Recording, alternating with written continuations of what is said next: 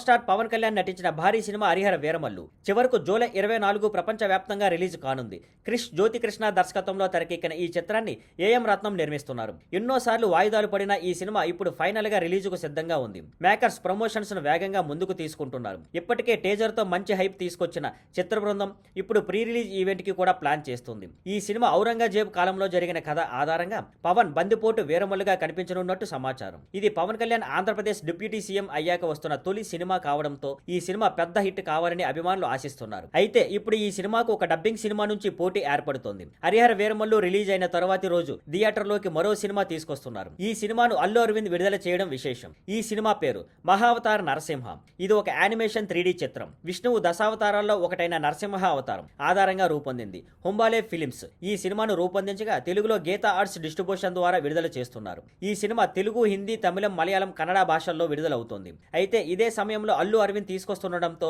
పవన్ సినిమాకు ఇది పోటీగా మారుతుందా అని ఇండస్ట్రీలో చర్చ మొదలైంది. ఇదే మెగా ఫ్యాన్స్, అల్లు ఫ్యాన్స్ మధ్య కొంత చర్చ, కామెంట్స్ కు దారి తీస్తుందా అనే విషయంలో ప్రేక్షకులు ఆసక్తిగా ఎదురు చూస్తున్నారు. Thank you for watching. Please like, share and subscribe.